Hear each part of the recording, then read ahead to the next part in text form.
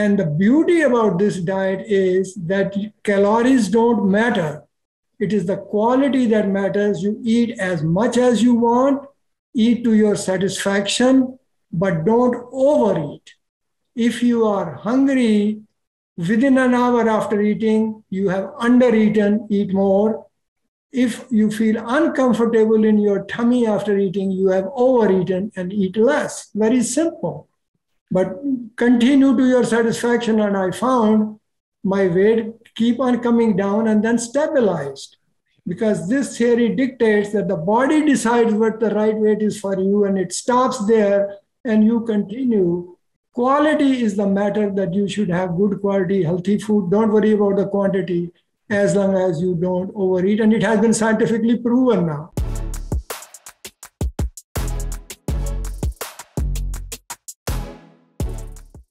Welcome back, everyone, to the HNL Movement podcast. We have a very exciting episode, as I mentioned, and I would like to welcome Dr. Raj Anand to the podcast. He has so much experience that we're going to talk about, a lot of great things that he's done over his lifespan in his career, and he's still continuing to do a lot of great things.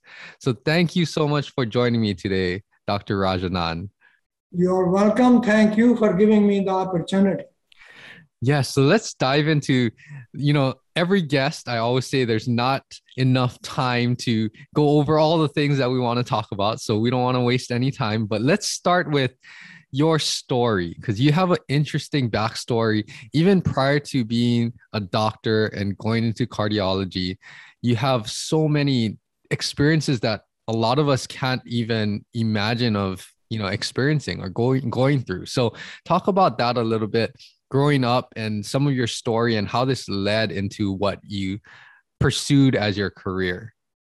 Sure. I was born in India, and at that time, I was 11 years of age when it got divided into India and Pakistan. And then there was a Holocaust of Hindus in Pakistan. And me and my family happened to live there at that time. And we survived 2 attempts meant to kill us. But then successfully we arrived in India under the protection of Indian military that was sent to a camp to bring us.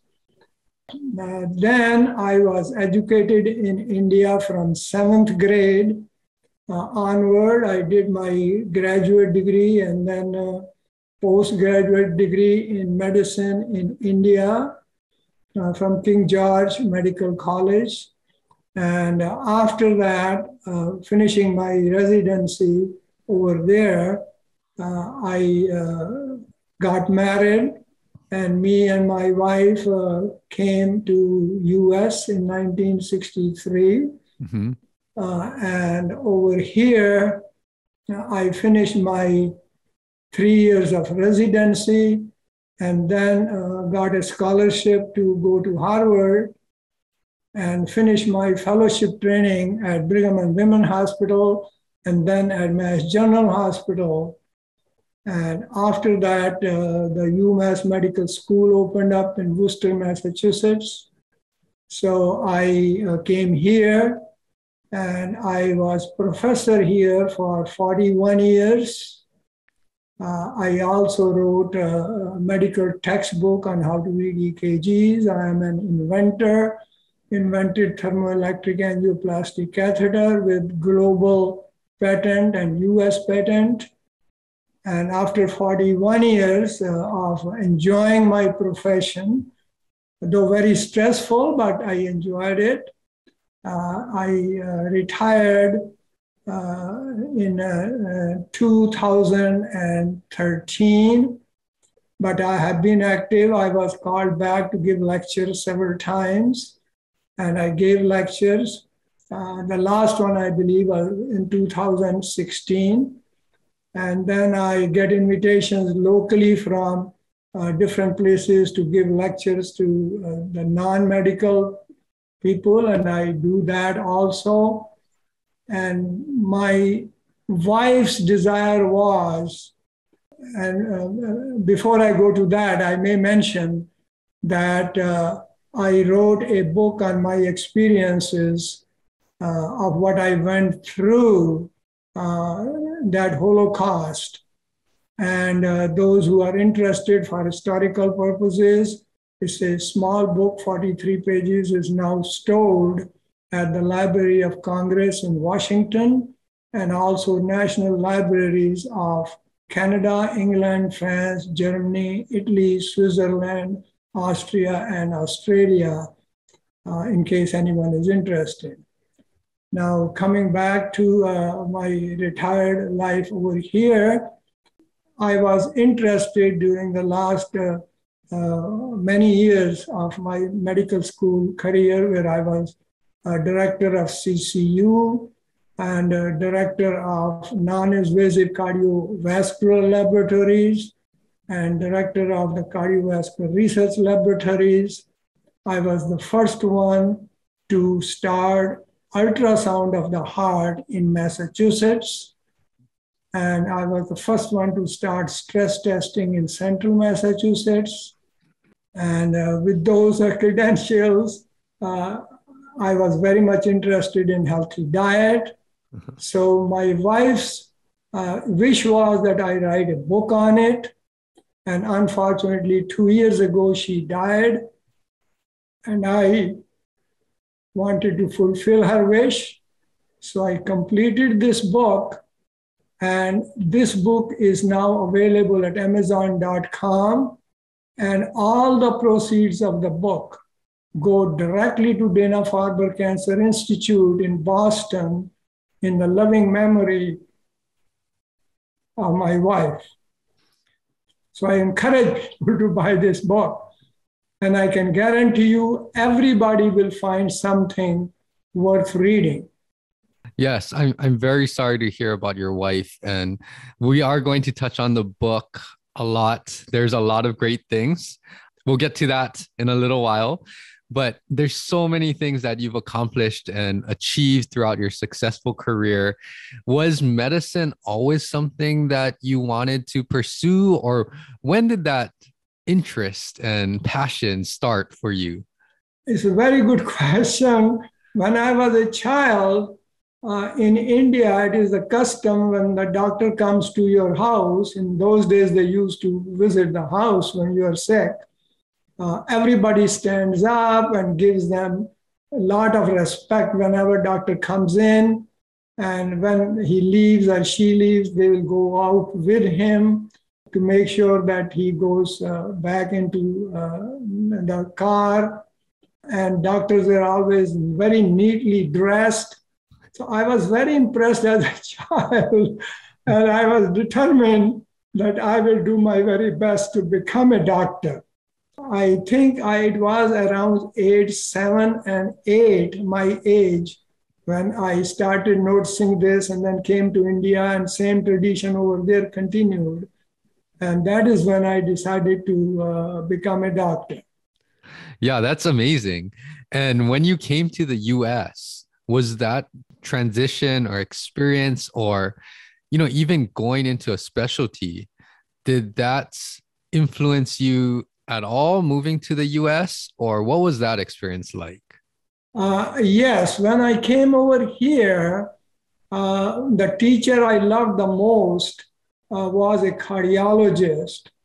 Of course, he's retired now, and I was very impressed with his teaching, his explaining, his devotion. I decided to go into cardiology. He was a very strict person. He rarely recommended anyone. And to my surprise, one day he said to me, Raj, next July you are going to Harvard on a scholarship that I have arranged for you. Yeah. I couldn't believe it. And he said, yes, I mean it. I said, thank you, sir. So it was his kindness which resulted in my going to Boston. But one thing was very painful at that time, that there were only 7 days left before I was going to go join Harvard.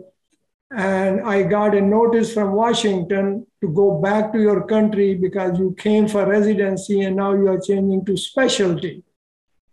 I didn't know what to do, so I called him. Mm-hmm. And he immediately called up Washington and talked to the person who had written the letter. And they said, oh, we have no objection. It is the government of India. They call it brain drain, that everybody who goes there stays there. So they want you. So he said, what should I do? And I said, my embassy is the only one. So he wrote to Consulate General in New York, a night letter in those days, reaches overnight. And next day he got a response. He wrote to them that his career is just beginning and you want to destroy it. So next day they wrote back, we have no objection. So he called Boston, and from the Boston they said, okay, send us a copy of letter, but the letter the order we will rescind right now, and he can go to Boston. So that's how I was clear. Wow, yeah, that's amazing. And it's crazy how sometimes things fall into place. And, obviously we all have great mentors that have done, whatever it takes for us to pursue our career and our passion. But that is super interesting because within a matter of days, things were going back and forth and you might have had to go back to India. So fortunately, we know that you didn't and you were able to attend Harvard. And what was that experience like early in your career? Was cardiology something that you were able to experience many, many different things and work with a variety of patients? And is this kind of what pursued your passion, later on in your career about healthy diet, living a healthy lifestyle? What was that beginning stage of your career like? Yes, I can't thank God enough. When I reached Harvard, I was trained under two fathers of cardiology, one at Brigham and Women and one at Mass General. And at Brigham and Women, it was Dr. Samuel Levine, and at Mass General, Dr. Paul Dudley White. I was very impressed at how humble they were, down to earth. And they will sit down, they will explain to you, they will tell you, go to library, read such and such article. And one thing I still remember, which has helped me a lot in my life, was from Paul Dudley White at Mass General. He said, Raj, remember, whenever you read an article, don't be the first one to accept it and never be the last one to give up. So that has helped me a lot. I keep that attitude when I read an article. So I learned a lot from them, and that even deepened my interest. My research interest got even deeper after seeing them. Yes. And that is when I decided I want to teach, but I want to create something and do research as well. That is, yes, that's spectacular that your interest just keeps growing once you get exposed to more. And I want to touch on a little bit, and you can share whatever you feel is applicable. But growing up too, so being in cardiology, right? I'm sure you've seen a lot of different patients, from athletes to sedentary people, and the influence of exercise, what it has on the body and the heart, right? What were some of your things growing up, making it through med school? What were some of your activities that you like to do besides the research and the studying to be a doctor? As a matter of fact, to be very honest, I was so busy in learning. I did not have much time at that time in the beginning, even to do exercise, because we were supposed to be on duty as resident continuously for 36 hours. Yes. And so after 36 hours, we got the night off, go home tired, eat, and go to sleep. Yes. And next morning, back again for 36 hours. That was for 1 year. Wow. And I remember I came home once and my wife was crying. And I said, what happened? She said, is this what we came for to this country? Oh, no. Yeah. I said, if that bothers you, let's go back. She said, no, I want you to achieve your aim, and I'm with you all over. So after that, I got used to working those hours. And when I was working in the cardiology section, I never left the lab till 3 o'clock at night because of a lot of calculations that I had to do and finish, because the cardiologist teacher who recommended me for Harvard used to be present on the floor with the patients exactly at 7, and I was supposed to be there 15 minutes before and to give him all the report of my analysis and all that. And that is what impressed him. Yes. Hard work paid off. Yes. And most people don't realize, and, especially at that level, right? All of the sacrifices that you do have to make. And I mean, that's remarkable, because I don't know many people that would be able to carry out that type of rigorous schedule and achieve all of those things, but you made it through. And like your wife said, you achieved, your aim eventually. So as you got to become a practicing physician, what kind of shaped your perspectives on helping patients and dealing with cardiovascular issues? What were some of your knowledge, and what types of things did you impart on your patients? I give a lot of credit to my students there. Gave me a lot of respect. And in my lectures, they asked very good questions. Then my patients, I have been polite. And patients like that. And I used to make sure that I am punctual. Whatever time I give to the patients, they do not wait even a couple of minutes more than that. And exactly at that time, they come into my office. And I used to give them 1 hour to sit down and talk to me, any questions and all that. They seemed satisfied. Since it was a consultation practice, it was my time my authority to decide how long I'm going to spend with each patient, rather than somebody else telling me, oh, you can't spend more than 20 minutes with the patient. So those are the things. I think it is interaction. You give love and you receive love. And that is what I received from my patients. Even I tell you one experience, which even today I cannot forget. I needed my driveway to be cleaned once, because my regular person who used to clean during snow did not come.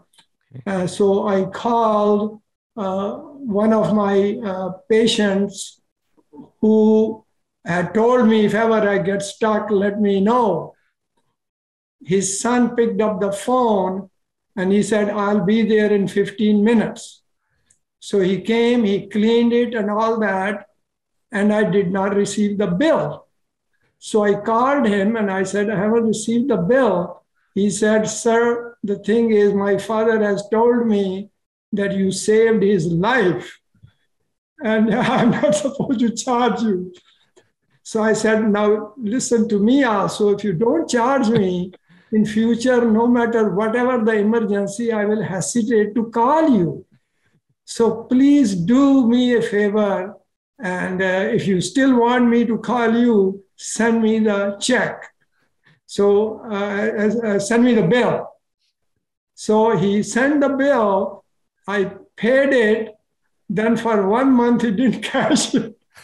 He thought that probably I would forget. So I called back again. And he said, oh, gee, I thought that you will forget it. I said, no, please. So he cashed it. And though after that, I didn't call him because I knew that he would not charge me. So when you get this kind of love in return, then you can't help being kinder and kinder to the patients. Yes. those stories and, those interactions, it's things that you'll always remember, right? And it's more rewarding than anything that, Yes. accolades or rewards, because it's really helping the people. And I can tell that's very important to you. Now, going on in your story career, as you got more into cardiology, I know cardiology can be a, vast field like every other field, but what were some of your specialty areas, or what were you passionate about? What kinds of things were you teaching at UMass? And if you can share a little bit about that. Sure. What I loved always was cardiac catheterization, where you put the tubes into the heart from the leg. You can do that from arm now too. You inject and you see on the screen and take movie picture of it, of coronary artery disease. I got very interested in coronary artery disease because more than 600,000 people die only in United States due to this deadly disease. And I said that I am going to do my very best to play my part.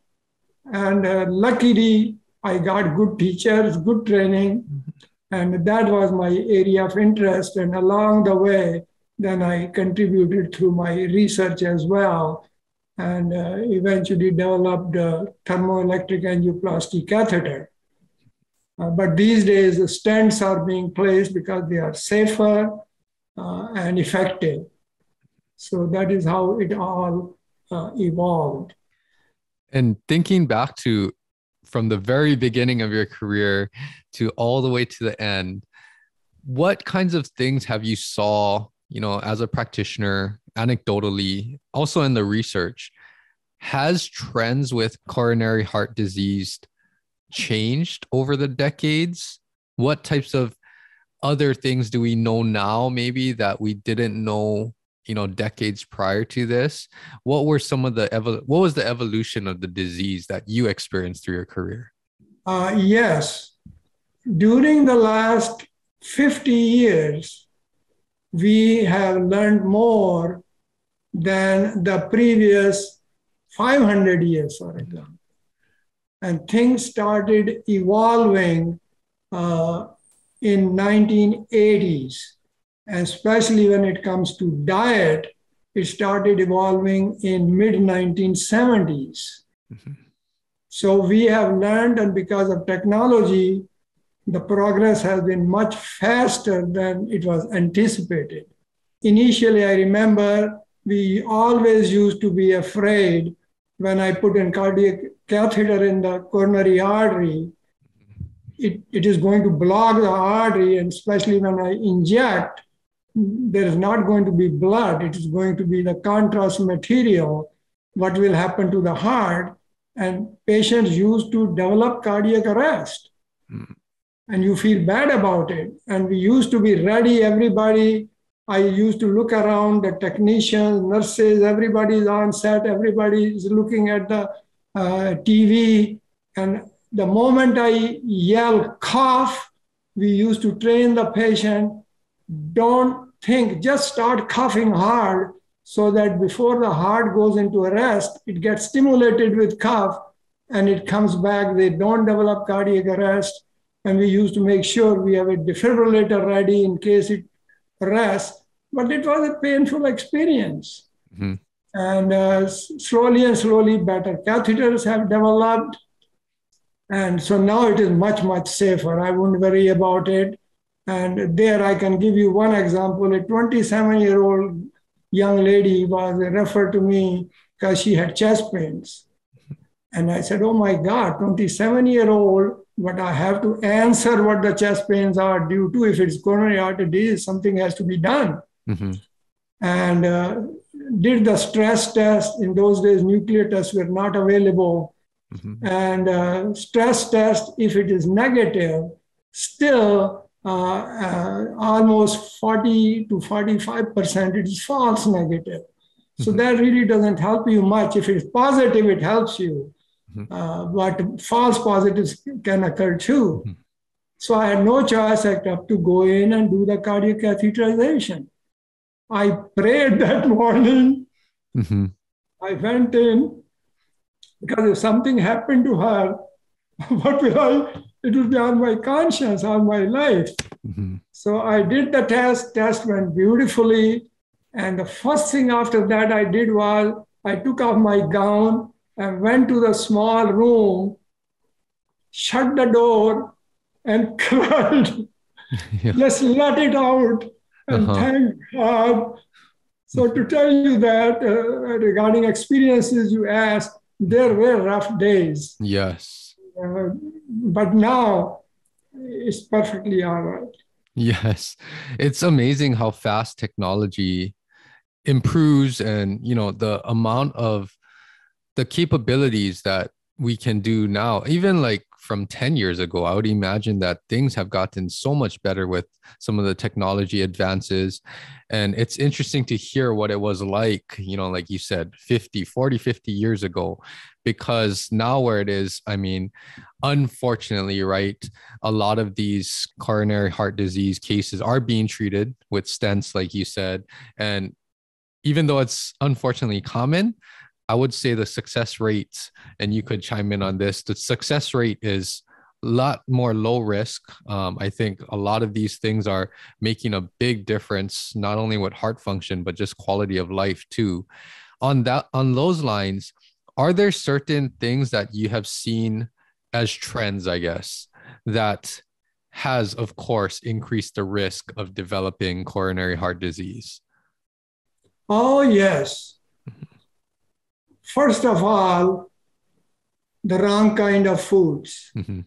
the sugar and the fried food, these meats which are highly processed, pre-packaged snacks as they came in more and more. People also more sedentary rather than doing exercise. So lack of exercise, eating wrong foods, and on top of that, stress levels instead of going down, they have increased. And now on top of that, COVID, people are very much stressed. Yes. And there are, I would say, potentially debilitating diseases like heart disease, high blood pressure, stroke, dementia leading to depression, starting with loss of memory, Mm-hmm. and then cancer. People whose stomach is always bloated and cramps, they go to doctors, all the tests come out negative, but actually what they have is we are finding more and more leaky gut syndrome, Mm-hmm. and then diabetes and arthritis. All these debilitating diseases result, as now we have learned, from one basic cause, and that is chronic low-grade inflammation in all the cells of the body, which we don't even realize because we don't feel it. Mm-hmm. So it is very simple answer, just to answer in theory, that if we can take control of this chronic low-grade inflammation, Mm-hmm. then the incidence of these diseases will be significantly reduced and lots of lives will be saved. Yes. Yes. And that cannot be done just by eating healthy diet. Mm-hmm. And this is my criticism. These books that I have read so far, they all tell you eat healthy food. But that alone is not enough. Yes. You have to work on exercise and you have to reduce stress as much as you can. Besides that, adequate sleep, Yes. socializing, Mm-hmm. and besides these 5 things, annual physical checkup. And I mentioned all this in my book in Yes. detail, why they are necessary. Yes. So that I hope answers your question. And what prompted me also in relation to your question, why I decided to write this book, is that the books that are available, they all tell you eat fruits, vegetables, beans, whole grains, nuts, seeds, but they do not specifically do not go into details. Mm-hmm. Like, for example, you are shopping for the bread at a supermarket, everybody knows I have to buy whole grains. There are 6, 7 different breads, which are all whole grains. Which one is the best for you? Mm-hmm. How to choose that? Mm-hmm. Then you are going to buy oils you use in the cooking. Oils are very harmful. They are actually your enemies. But still you want to use oil, which oil to use, and most importantly, why? And why not the others? Yes. You are in a restaurant eating salad. Nobody mentions, please mention to server to take out the seeds always when you are eating raw tomatoes, because they have toxic lectins in them. In the long run, lead to leaky gut and these problems. Mm-hmm. Mm-hmm. So all those details I thought should be brought out so that people can get enough knowledge that they can decide by themselves what's good for them. Yes. And how to eat and how much to eat. Yes. There's so many great things that you've said right there. And this is what I love to talk about. So we could go on and on. But I think the last statement that you said is, that's really what it is. People through experience, they find out, I mean, you need to have the knowledge, of course, but find out what is best for you to eat, how your body responds, and use that combined with the knowledge, things like your book, to pair this together to actually make it part of your lifestyle. I think that's the one thing, is that when we start to follow something specific without understanding the reasons behind it or why it's working or even the effects it has on us, it becomes very hard to sustain. But once you start to incorporate this as part of regular daily living, you start to reap the benefits. It brings a lot of value. So you start to continue what you're doing. And before you know it, you're reducing this low-level chronic inflammation, which is 100%, what's the cause of all of these chronic diseases, chronic pain, all of these things. And you hit the nail when you said lifestyle. It is not just changing in diet. You have to develop a healthy lifestyle. Yes. And that includes all these what I counted. Yes. Diet, exercise, relaxation, adequate sleep, socializing, and once a year physical checkup. Yes. And the other thing, since, you've been on this pod, or you're coming on this podcast, that I was thinking about as you said all of this, which you would be definitely able to provide insight on, is that for most people, they know that I'm just starting my PhD journey. And part of that is that I'm revisiting anatomy again. And one of the things that was really, really surprising to me was that when you start developing coronary heart disease or any type of atherosclerosis in the arteries, it actually becomes super hard. I found that out, and I did not know that. I mean, you learn about this, right? But I think when you actually see it in a actual body and you realize how much damage, I guess, to your arteries you're actually causing with a less than healthy lifestyle, I would say, that thing becoming that scarred down atherosclerosis, and it's that crunchy, for lack of a better term, that if most people, I think, experienced that or saw that and knew the effects that it's having inside of your body, because the one great thing that you said is this low-level inflammation or coronary heart disease and all of that, you can't feel it. Our body can't sense it. But if you understand what is actually taking place in your body, how it's adapting in a negative way, I think that in itself will make most people rethink about, okay, how do I want to take care of my body? Because like you said, once you start to incorporate some of these things, you take care of your body, it's going to benefit in so many ways besides just physical health too. But can you touch on that a little bit? All of the surgeries that you've done, all of the people's lives that you've saved, what is physically happening to not only your coronary arteries, but all of your arteries in the brain, arteries all over your body? What is happening when you start to pile on decades of living in a way that you're not fully taking care of your body? Sure. What happens is when you eat the wrong foods and at the same time you don't do exercise, then all this is converted in the body into fat. And that fat is now, which has formed from the liver, circulates in the blood. And this fat is sticky in nature.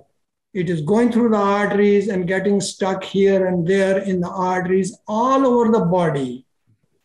Arteries of large size, medium size, even small size.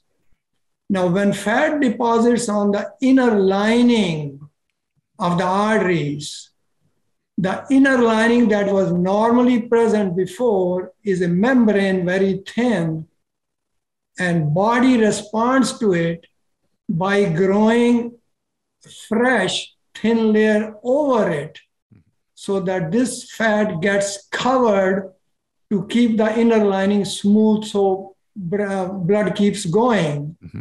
But at the same time, it occupies space. That fat behind the lining, the diameter of the artery narrows. Mm-hmm. And then over the long run, process occurs called fibrosis. And this fat hardens. But not all of it hardens. Some of it is still soft, might have deposited yesterday or day before yesterday. So that fat is vulnerable. And what happens that if you are under stress or if for any reason this lining breaks, then there are cells in the body called platelets.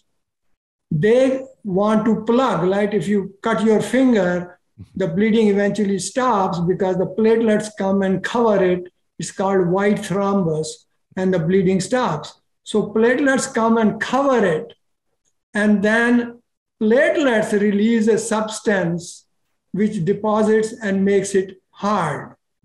But as this goes on, it keeps narrowing, narrowing, and narrowing until one day it is blocked more than 75%. And it does not have to be more than 75. Sometimes it is only 34, 35% blocked. There is enough flow. And when the inner lining breaks and those white cells, platelets deposit, then blood itself starts clotting over there. And that clot increases in size and blocks the whole artery quickly. Yes. And your blood supply is cut off, you get heart attack. So you don't have to have significant blockage, sometimes insignificant, and still you can get total blockage very quickly, and that leads to heart attack. Now, if that doesn't happen and slowly they get narrower, if you are that lucky, it is happening not in the heart arteries only, arteries all over the body. So when the arteries of the legs narrow down enough, you start getting pains on walking because your leg needs more oxygen and it's not getting there enough. Mm-hmm. Arteries are hard. They are not dilating to give more supply. You develop what they call as claudication, pain on walking. If it blocks enough in the arteries of the neck, which supply the brain, you get stroke. Yes. Plus, there is a formula in physics, flow times resistance is pressure. If the artery does not dilate, it offers a resistance to the flow, blood pressure goes up. And too high blood pressure can cause hemorrhage in the brain. So that is how it affects the arteries and can lead to not only hardening the arteries, but quick, complete blockage causing heart attack. And if blood supply of the heart is suddenly cut off, heart becomes irritable. Yes. And when it becomes irritable, it beats irregularly and very fast and goes into what we call as ventricular fibrillation. And when if it is not contracting properly, the blood cannot flow because it's not working like a pump. Yes. The blood flow totally gets cut off and the person dies right then and there. And those are all things that, like you said, things in your book. So I do want to mention your book. It's called Healthy Diet and Mindfulness to Prevent Coronary Heart Disease. Yes. And I looked through the book. It's a very quick read with a lot of great gems in there. And like you said, it's the food and the diet. That is a big component for sure. And no one's arguing that, but it's so much more than that because it has to work with all of these other areas: sleep, recovery, stress mediation, making sure that everything in your life, socializing, all of these things are working together to not only support your health, but just support your lifestyle. So now throughout your career too, and even the little bit that I've seen, in my beginnings of my career, we know that there's certain things that you can do to reverse coronary heart disease or any type of cardiovascular disease. So why don't you touch on that? If there were, I want everyone to look through your book, go get your book, because it supports that foundation. All proceeds go to there. So it's supporting a great cause. But if you were to just give a few key points to make people understand why food and nutrition is so important, how would you sum that up for them in a few points? Yes. From that point of view, I have divided a chapter in my book where I have grouped the people into 3 groups. One, who are healthy, have no cholesterol problem, no family history of heart disease, have no risk factor like diabetes, high blood pressure, smoking, obesity, lack of exercise, none of these, and are healthy, then they can eat everything which is healthy and try to cut down what is unhealthy. But whatever they eat in moderation. Mm-hmm. And make sure to follow these 6 things, which is healthy diet, exercise, stress reduction, socializing, adequate sleep, and once a year physical checkup. So that is for them.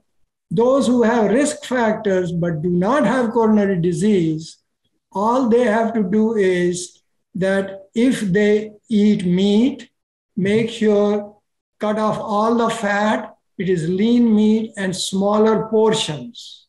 Their cholesterol is up, so do everything to bring down the cholesterol. So instead of having low-fat yogurt, for example, that everybody we recommend are low-fat products, go to non-fat. And non-fat yogurt is available these days. If you don't like the plain, you can get non-fat fruit yogurt. So that is the advice for those who have risk factors but no disease. Just cut out the red meat, but you can still have chicken and you can have turkey, but without the fat, and control your cholesterol. If that does not work and your cholesterol is still up, then you move on to group 3, and that group is where the people have coronary disease or only risk factors, but needed to come to this group because they tried everything, it did not work. And in this group, the best advice I can give is that you have to become vegetarian. Now, if you say, no matter what, I'm not going to be vegetarian, I'll say, okay, then become at least flexitarian, which is cut down the days you eat meat as much as possible, increase the days where you are strict vegetarian. And when you are vegetarian, you are allowed to have fish. And the best fish is salmon. So that way you can have your cake and eat it too. I don't want to use the word cake. That's the American expression. So, and then people say, gee, I have to have dessert even if I have coronary disease. I say, don't worry, you have dessert. Have every night. I do. But which dessert? The only thing is dark, very dark chocolates. Make sure that your chocolate says on the bar or box, cacao content 75% or more. The more, the better. I get the one which is 88%, but for many people, it may be slightly bitter. And then slowly work your way up. Never buy with cacao content less than 60%, even if it is dark chocolate, because all milk chocolates, dark milk chocolates have cacao content less than 60%. Actually, it is 35% and less. So you can have that half an ounce, even if go to 1 ounce, that's okay. So you have dessert as well. But always have some probiotic, and the best is yogurt, and always have prebiotics. And prebiotics are sauerkraut, miso, fermented vegetables, regular vegetables in your food, the fruits, they all have prebiotic. And this prebiotic is used by good bacteria in the gut, and they grow. And as they dominate, they kill the unhealthy bacteria in the gut, and you have a healthy, happy gut. And there's a saying, happy gut, happy person, which is true. Yes. Yes. Let's touch on that real briefly. So the gut, people don't, I think it's becoming more mainstream now, right? The enteric nervous system, how it communicates, your gut communicates to your brain, and it regulates all of these different processes in the human body. And when it's not functioning, or even worse, when it's in dysfunction, right? When you have leaky gut syndrome or something like that, that is way far down the line now, where certain things need to regain that homeostasis or that balance in your gut. So briefly touch on that a little bit. How important is gut health, not only to overall health, but cardiovascular health as well? Sure. In the gut, besides eating healthy food, because unhealthy will help the unhealthy bacteria grow more and more, and you will produce a lot of gas also, which is one of the things happens to leaky gut people. So what you can do is there is a hormone in the body called serotonin, and many people do not know that 95% of the serotonin is produced and stored in the gut. And this is called happy hormone. This keeps you in good mood. And when you are in good mood, you are feeling happy, you have more energy, and it's good for your health.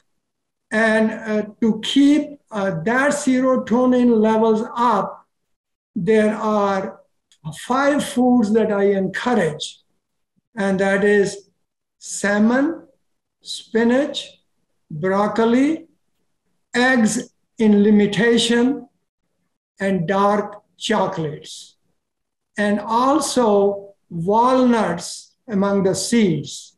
So that makes it 6, but actually it is 5 because broccoli and spinach, they are in the vegetables. So salmon, spinach, broccoli, eggs in limitations, and only white is preferred. Then walnuts and chia seeds and dark chocolates. If you do this, your gut will stay happy. But I must mention that all nuts are not created equal. So the walnuts and the pistachios are the best. They do not have that much bad fat or saturated fat in it. And walnuts have the most potent antioxidants in it. And these days, due to environmental factors and all that, you must all load up with antioxidants. And antioxidants are present in vegetables, all color vegetables, fruits, then walnuts and pistachios, chia seeds, and then in your tea and coffee, red wine, and again, dark chocolates. But a word of caution about the seeds, and that is don't buy flax seeds. Flax seeds, you have to buy in ground form, otherwise you don't digest. And the ground ones get destroyed even if refrigerated after 2 weeks. And if you take too much, they can cause loose bowel movements. Now, chia seeds, all you have to remember is one thing, and that is that even though the package will say 2 tablespoons a day, because they have to sell, I guess, never start more than half a teaspoon a day, once a day. Soak them in the water at night. In the morning, they become soft. You can eat as is, or if you want, you can put in smoothies or vegetable juice, and you can have that. So that's about the nuts and seeds. And chocolates I've already discussed. And about coffee, Americans get their antioxidants from the coffee in the morning, a lot of antioxidants. Tea drinkers, I must say, and I mentioned in the book, that never squeeze the tea bag. You just let the color that you like in the tea come and then take out the bag and throw it away. Because tea have tannins, and tannins are very helpful. They help absorb iron and calcium at the junction of the stomach and intestine. But if taken too much tannins, then they hurt us. Instead of helping absorb calcium iron, they cause inflammation in that area and they retard the absorption of calcium iron. And in the long run, those who drink a lot of tea are subject to developing deficiency of calcium and iron in the blood. So all these things I have explained. Yes, in your book. And there's so much great information of all of these things. And I like the approach of how you've figured this out throughout the years. And one thing that I do want to ask you is, so we know most medical professions, yes, nutrition is important, but the actual nutrition education, I think, lacks in many professions unless you're studying to become a registered dietitian or something very specific in the field. For myself, I had to go all outside after schooling and all of these other additional programs to learn more about nutrition.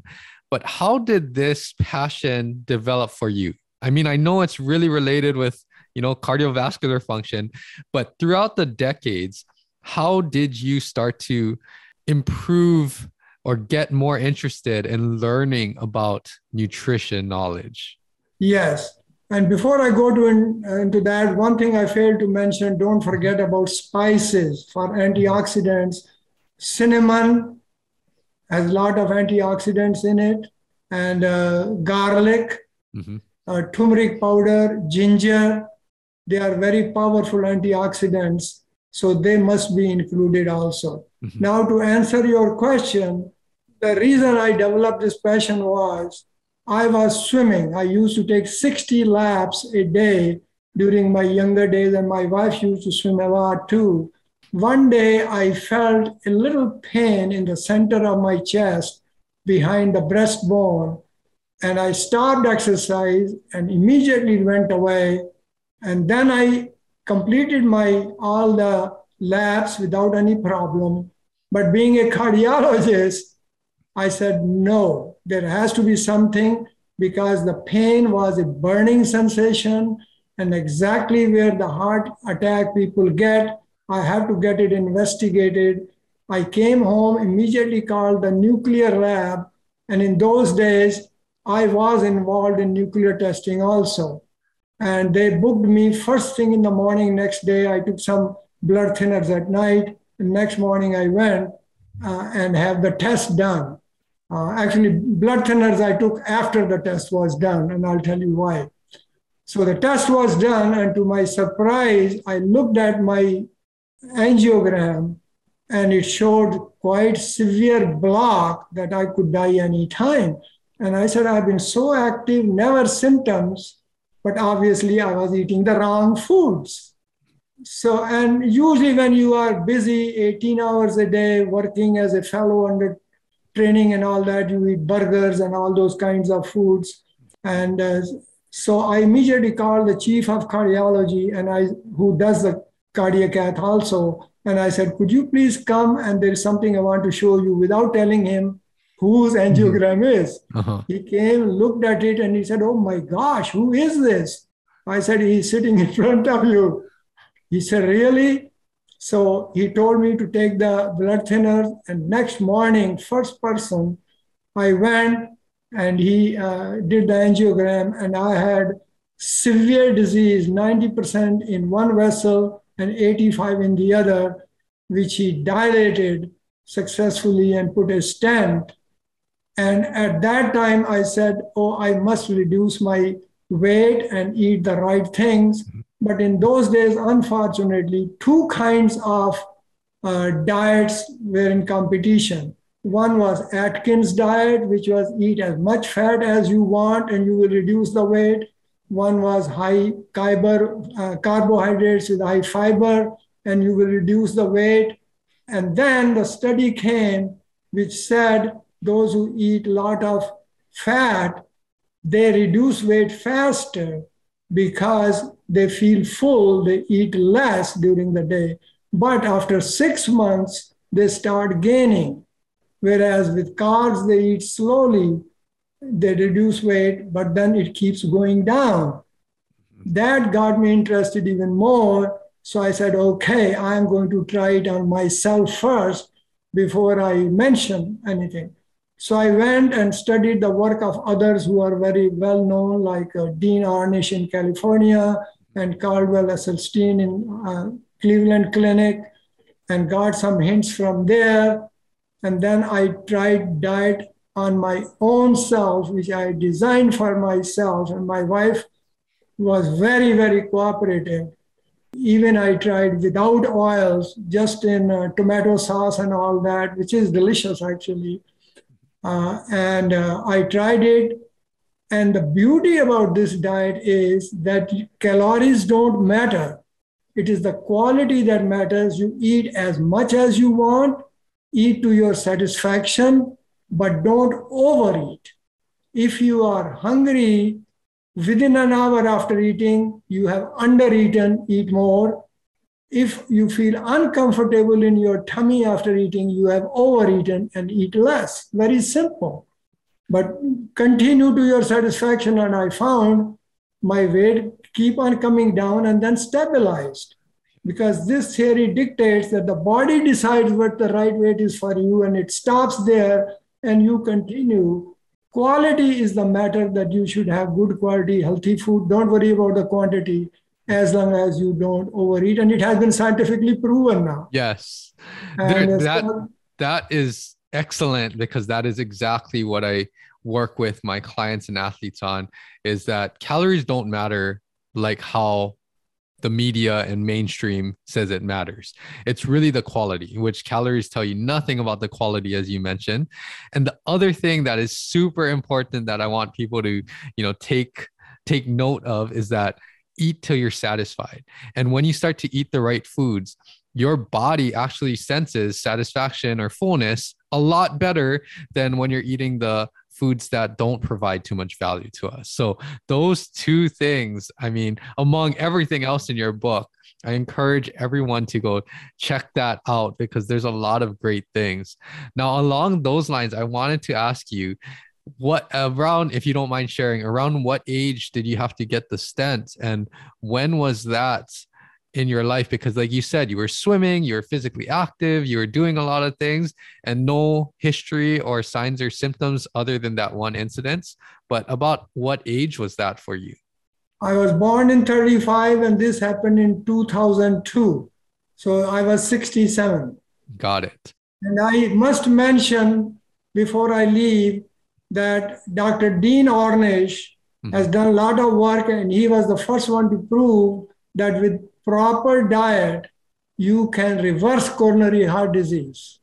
I do want to touch on that too. So, I mean, we've seen, and you're still super active, you're engaged, you're doing all of these things. So, I'm 80, forgive me for interruption, I'm 86, and I exercise for more than an hour every morning in our gym, because after my wife's death, I could not live alone in the big house. I'm at a senior living now, independent part, and I spend more than an hour at gym every day, 6 days a week. And one day I do yoga, one day I do 35 Western exercises, and one day I do Tai Chi and 10 mindful movements, and keep going that way. And I do bicycle for aerobics and go out for a walk for aerobics, and I combine them too. Yes. I mean, that's inspiring to all of us, how active you are and all of these things that you practice, and you're sharing them with others too. And one question that I had was, can you give, any sort of maybe brief example, you don't have to give all the details, with some of the patients or some of the people even after you experienced a stent and started playing around with your diet, some of the people that you've helped or advised that have reversed their coronary heart disease or improved their health, what kinds of things are you used to seeing with this type of lifestyle change? Yes, what I see is number one, they feel more energetic than before. And they themselves say, "Gee, we are eating more than we used to, Yes. and still feel great and feel very, very energetic." And the thing is to prove reversal of heart disease. Like once I thought, how can I prove in my case that I have reversed it? Nobody will do coronary angiogram just to prove that, because maybe 1 in a million chance complications, but that is unforgivable if you are doing something for no benefit, and you may cause complication. And so the way to prove is, number one, there are PET scans which were done at Cleveland Clinic. Patients were sent to Texas because they are the only ones who could do that kind of work and the details. And they found that the disease is reversed and the blood flow to the areas where it was practically zero is restored. And I have pictures of those. I could not put it in the book. So that is the proof it is reversed. In my case, the proof is previously, even after, immediately after stents, I used to go out in the cold weather and I used to get within 10 minutes, little pressure in the chest and I used to come back. Now, and I have tried it on myself repeatedly, at a temperature of 38 degrees Fahrenheit, I went out and walked for 40 minutes without any symptom and came back fine. So that means that I have, in all likelihood, reversed my coronary artery. That is amazing. And thinking to give to any of the listeners out there or any people that, maybe are interested in understanding what their body is going through, what do you recommend besides the yearly annual physicals? What do you recommend for people to just make sure that your health is in check? Is there certain things that you think, because a lot of, like you said, a lot of these people, they might not even know, it might not even show up on your annual just basic blood tests or blood work, right? So what are some things that people can encourage or ask their doctor to check further, just in case, they're, I guess, being cautious because of family history or whatever it is? What types of things do you do preventatively to make sure that the body is working properly?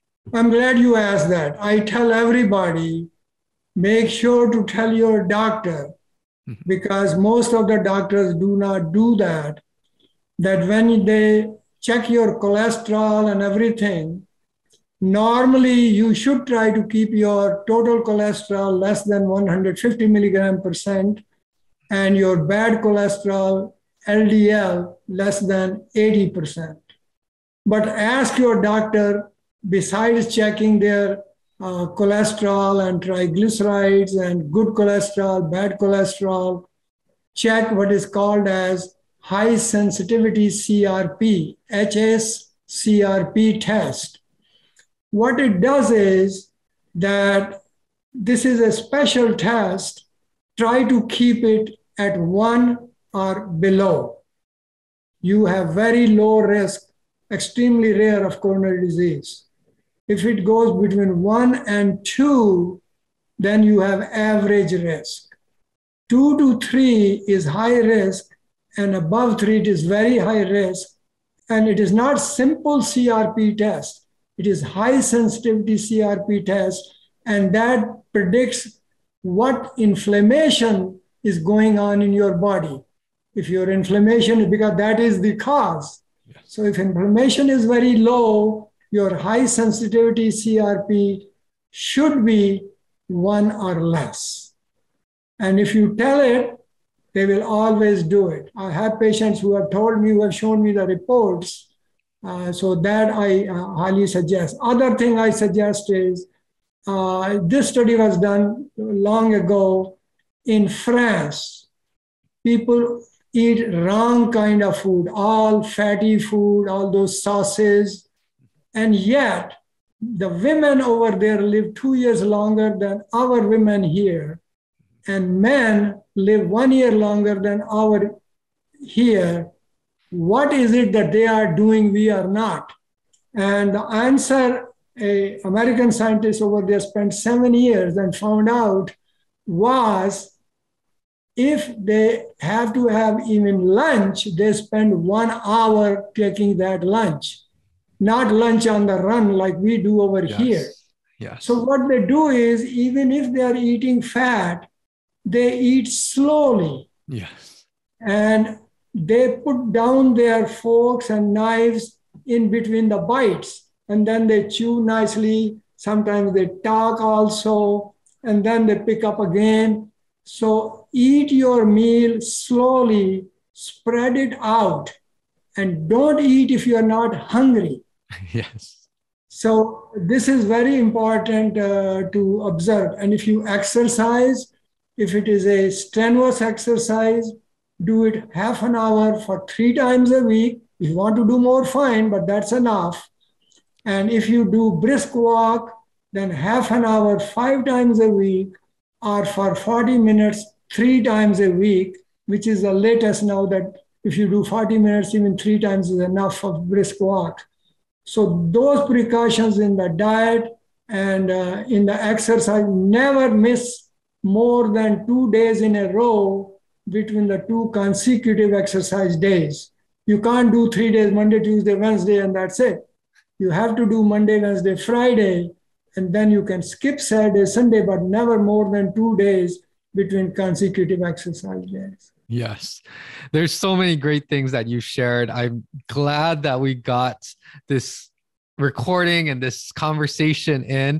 I know there's so many things that you have to do too, and keep living the healthy lifestyle that you're doing. And I hope you're enjoying retirement and everything. Any last words? Why don't you share your website, share your book again? I know everyone can get it on Amazon. And any last words that you have? I would say, if you have a New Year resolution to make, then sugar, fried food, desserts, and highly processed meats like sausage, bologna, and all that, try to cut it down as much as possible, if not eliminate it completely. And for dessert, you can have dark chocolate with cacao content more than 75%. And why don't you share your website and share your book again? I'm glad you asked that. I have my own website now. It is rajkanand.com. It is one word, rajkanand.com. And on that, there is about me on the homepage, then a little about my wife. But then there is podcast, and eventually this podcast also will get there. So they click on the podcast and they can see me there, either speaking or speaking and video. And then there is shop, and they can click on shop. It will connect them directly with Amazon, where they can have a look at the book itself and the reviews, and then decide for themselves. It is $13.99.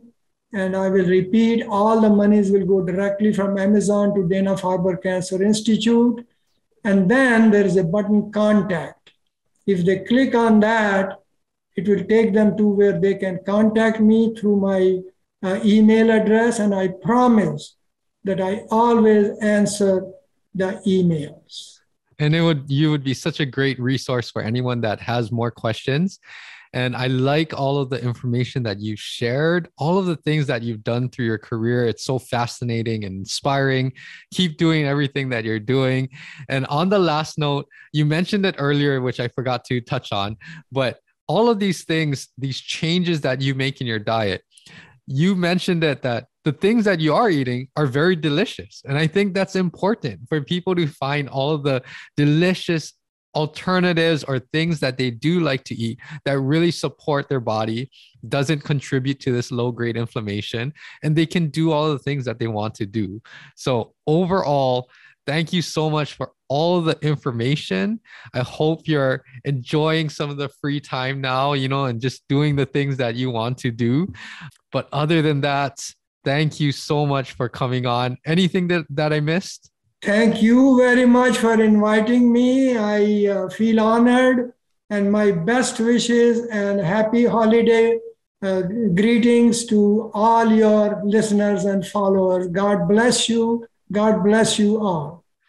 Thank you so much, Dr. Raj Anand. Thank you.